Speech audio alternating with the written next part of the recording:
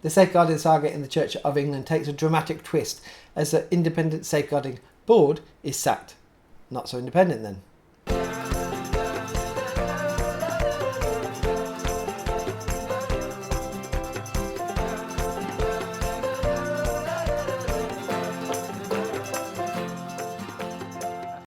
Hi, welcome to the channel. My name is Rev Dan. I'm a vicar in the Church of England.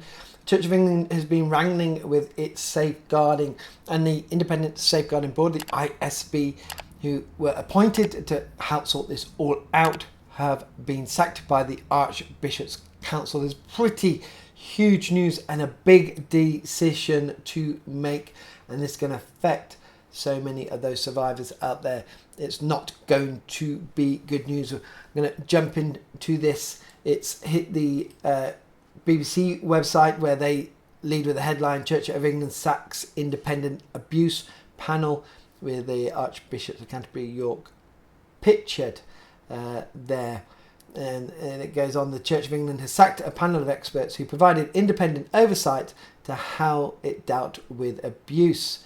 The Archbishops Council confirmed it was ending the contracts of all three board members, Acting Chair Meg Munn, Jasvinder Sangria and Steve Rees.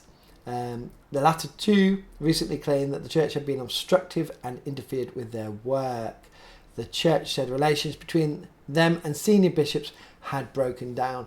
You know, safeguarding, like I said, is huge in the Church of England. This ISB was going through cases and dealing with them, sorting through all that had come up, dealing with the victims and moving things forward. But what has been reported by two of them was that the church was being a bit awkward in helping them. And so they got very frustrated and been very vocal about it. And you know, if you're appointed to do a role and then you can't do that role, you know, you do get frustrated, and then you do go and get vocal to try and move this forward.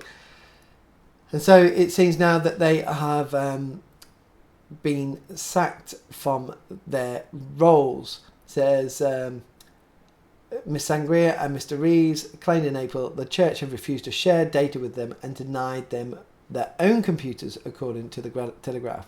And then this is what I've been reporting on in my weekly updates on news, and one of them is about the safeguarding saga in the Church of England. They also objected to the appointment of Miss Munn, who holds a position within the Church of England. So this was a controversial appointment. So you've got two independent people, and Miss Munn came in to be acting chair, but Miss Munn had already held positions within safeguarding in the Church of England. So, you know, if anything came up about safeguarding and potentially about her, how could she? Well, the potential is, isn't it? Not to say that she wouldn't put her hands up and said, I'm in a mistake and I need to be sacked or disciplined or whatever. But she also got the option of being in that influential position of covering up herself. It's not truly independent if you're acting as chair, but you're also investigating potentially yourself or work that you have overseen. So they didn't like that, and quite rightly as well. They told the newspaper that there had been clear interference with their work and described working with church officials as an uphill battle. So, you know, that's where we get a real insight into this. Is not being easy. I'm going to jump over to the Church Times article to get a bit more into this. Independent Safeguarding Board disbanded as its members sacked as church resets is their headline. So the ISB was, they say, they're created in 2021 to hold the church to account on safeguarding, and now it cease to exist. So I don't know if the ISB will cease to exist, or it sounds like that in this article, and something else will be created. It will be eventually replaced by a new independent safeguarding body. So the independent safeguarding body is going to be replaced by a new independent safeguarding body.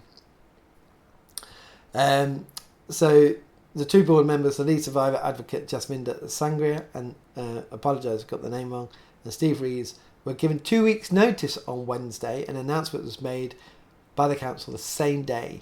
The acting chair, Meg Munn, whose appointment was the cause of recent disputes, as I said, is to stay on. Can you believe this?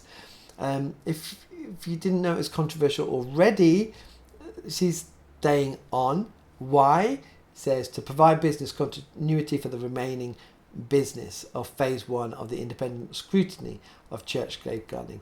So this Meg Munn, who came in and caused controversy by coming in and being appointed by the Archbishops Council, is now being asked to stay on, while the other two have got 2 weeks' notice.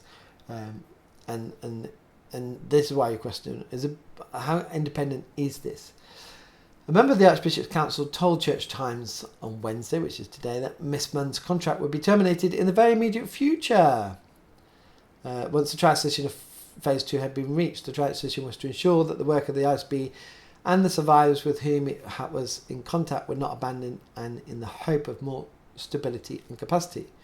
I wonder if the new Safeguarding Board will get given their own computers, will have access if it's the new Independent Safeguarding Board, unlike these two board members who didn't. The council member acknowledged that this would likely be met with dismay and criticism by some survivors, and I think quite a lot of survivors, and quite rightly, but said we need to keep something going, otherwise the whole thing would collapse. That's the worry. We can't abandon the people that we've committed to review. Yeah, it must be so tough to be abused by church members, clergy, and these people are just sick people that work their way in to the church and take advantage because it gives them access, and it's failing of the church because they got in, and then to go through all that, to come forward, and then to have their cases to start getting through, and then this happens. And I'm sure they built up relationships with these board members and things, and it really is just awful for them, and we need to hold them in prayer. The announcement said that the existing case reviews would be carried out by independent experts qualified to conduct case reviews just as at present, and they will be independently commissioned. So the only difference is, they're going to get independent experts qualified to conduct case reviews just as at present, but they will be independently commissioned. So they're not commissioned by the Archbishops Council, because like I said, even though they were independently commissioned, they got sacked by the Archbishop. They were called, just because they were called the Independent Safeguarding Board, they were sacked by the Archbishops Council. So how independent were they? Future cases will be overseen by one or more independent chairs of the diocesan safeguarding advisory panels. So hopefully it becomes more independent. The person goes on to say, it was with regret that the working relationship between the parties had broken down, and that attempts by the council to get the work on a sustainable footing had failed, the announcement said. But, if these two people come in and saying the church is being obstructed and not giving them the computers or not letting them the data, and of course they're going to get frustrated. And why? That's a big question. Why now you sack them? Why wouldn't you letting them look at the data? And this is the unfortunate fallout of this. There are going to be questions about what you're trying to hide. What are you trying to hide?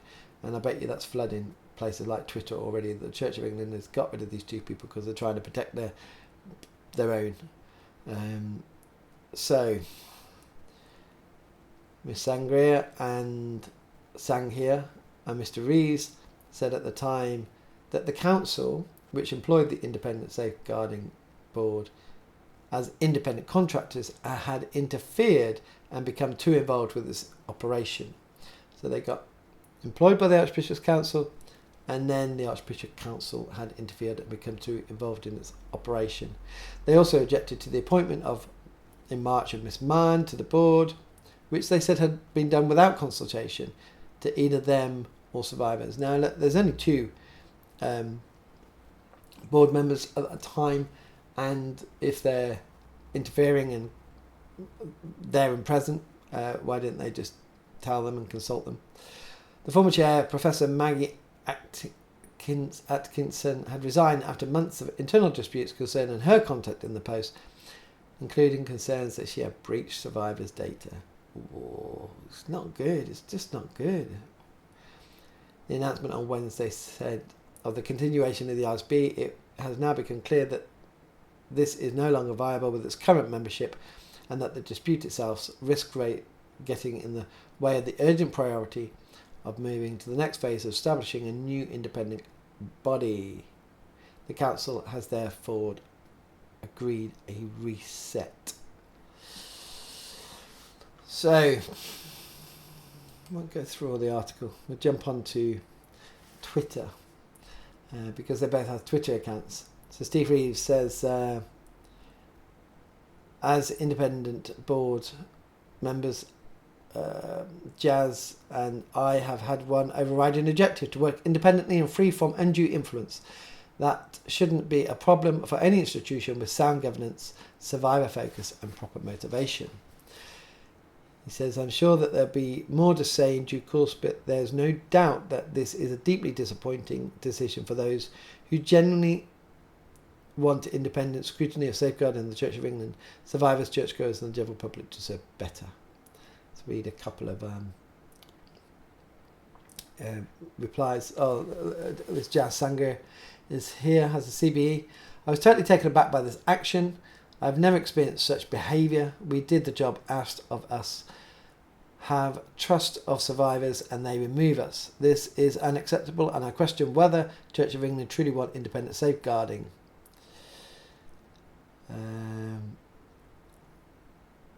Someone who sounds like they are a victim of abuse, child victim of the COV, says, thank you both. Please do not go silent now. Please continue speaking out so that people see what is really going on in the Church of England safeguarding. There are lots of children in the COV and they still need help, and your voice, please listen.